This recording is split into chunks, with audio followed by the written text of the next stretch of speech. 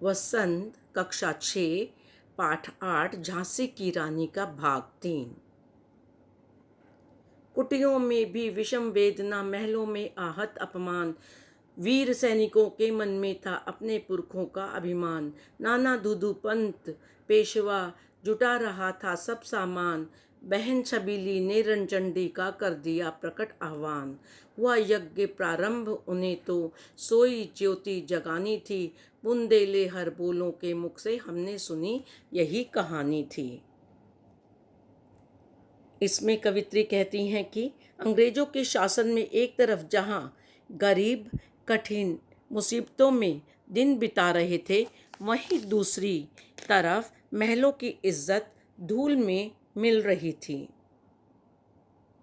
भले ही वीर सैनिक अंग्रेजों के सामने कमजोर थे, पर उनके मन में अपने पूर्वजों का गर्व कूट कूट कर भरा था। नाना धुंधु पंत और पेशवा अंग्रेजों के विरुद्ध युद्ध करने के लिए जरूरी सामान जुटा रहे थे। इधर छबीली महल तथा राज्य की औरतों में देवी दुर्गा के रणचंडी रूप को जागृत कर रही थी, अर्थात युद्ध का प्रशिक्षण दे रही थी और उन्हें अपनी सेना में शामिल कर रही थी। देवी दुर्गा के आह्वान के लिए यज्ञ आरंभ हुआ, पर यज्ञ तो बहाना था। उन्होंने तो अपनी खोई हुई आज़ादी को दोबारा याद दिलाने की ज्योति जगानी थी। महलों ने दी आग, झोंपड़ी ने ज्वाला सुलगाई थी, पर यह स्वतंत्रता की चिंगारी अंतरम से आई थी। झांसी चेती, दिल्ली चेती, लखनऊ लपटें छाई थीं। मेरठ कानपुर पटना ने भारी धूम मचाई थी। जबलपुर कोल्हापुर में भी कुछ हलचल उकसानी थी। बुंदेले हर बोलों के मुख से हमने सुनी यही कहानी थी। अंग्रेजों ने अपनी आज़ादी छीन लेने की बात महलों में आग की तरह फैल रही थी, तो समाज के दूसरे वर्ग भी अंग्रेजों के प्रति गुस्से से भरे हुए थे। आज़ादी प्राप्त करने का यह जोश जुनून उनके दिल में भरा हुआ था।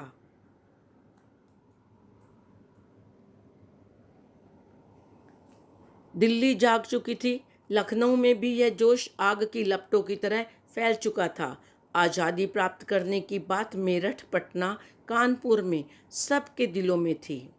जबलपुर और कोल्हापुर के लोग यह बात सब में भरना चाहते थे और उन्हें प्रेरित करना चाहते थे। यह कहानी हमने हर बोलों के मुंह से सुनी थी कि झांसी की रानी एक वीरांगना थी।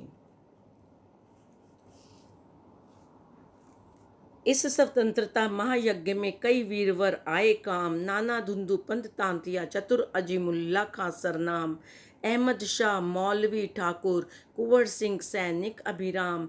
भारत के इतिहास गगन में अमर रहेंगे जिनके नाम, लेकिन आज जुर्म कहलाती उनकी जो कुर्बानी थी। बुंदेले हर बोलों के हमने यही कहानी सुनी थी। आज़ादी के इस महायज्ञ में कई वीरों को अपनी कुर्बानी देनी पड़ी। इनमें नाना धुंधु पंत, तांतिया, अजीमुल्ला खां और अहमद शाह मौलवी जैसे लोगों ने वीर सैनिक बनकर अपने आप को न्यौछावर किया। भारत की स्वतंत्रता के इतिहास रूपी आकाश में सूरज चांद की तरह हमेशा इनका नाम अमर रहेगा। उनकी इस कुर्बानी, त्याग और बलिदान को अंग्रेज जुर्म अर्थात अपराध कहते थे।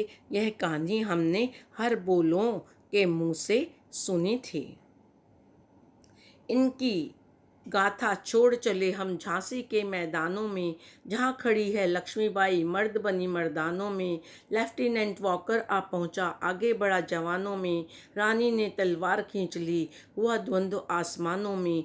जख्मी होकर वॉकर भागा, उसे अजब हैरानी थी।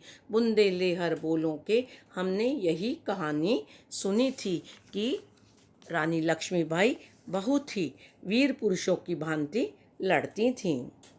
भारत के इन राज्यों की बात छोड़ दें जिन्होंने अंग्रेज के सामने घुटने टेक दिए। अब हम आपको झांसी के मैदानों में लिए चलते हैं, जहां लक्ष्मीबाई पुरुष में मर्द बनी खड़ी हैं, अर्थात मर्दों से बढ़कर वीर योद्धा के रूप में थीं। जब जवानों को साथ लेकर लेफ्टिनेंट वॉकर आ पहुंचा तो रानी ने उससे युद्ध करने को अपनी तलवार खींच ली। उसके पश्चात दो असमान योद्धाओं के मध्य युद्ध हुआ। लेफ्टिनेंट वॉकर घायल होकर भागा। वह हैरान था कि रानी ने उसे हरा दिया। रानी की वीरता की यह कहानी हमने बुंदेले हरबोलों के मुख से सुनी थी। रानी बड़ी काल्पी आई, कर 100 मील निरंतर पार। घोड़ा थककर गिरा भूमि पर, गया स्वर्ग तत्काल सिधार। यमुना तट पर अंग्रेजों ने फिर खाई रानी से हार। विजयी रानी आगे चल दी, किया ग्वालियर पर अधिकार। अंग्रेजों के मित्र सिंधिया ने छोड़ी राजधानी थी। बुंदेले हरबोलों के मुंह से हमने सुनी कहानी थी। रानी निरंतर आगे बढ़ती रही और 100 मील का रास्ता पार कर लिया। काल्पी आ पहुंची। उसका घोड़ा थककर धरती पर गिर गया और तुरंत मर गया।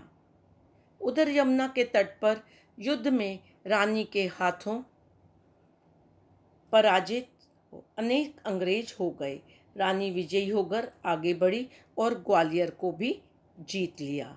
ग्वालियर का राजा सिंधिया अंग्रेजों का दोस्त था। उसने रानी के डर से अपनी राजधानी छोड़ दी और भाग खड़ा हुआ। झांसी की वीरता की यह कहानी हमने बुंदेले हरबोलों के मुख से हमेशा सुनी थी। धन्यवाद।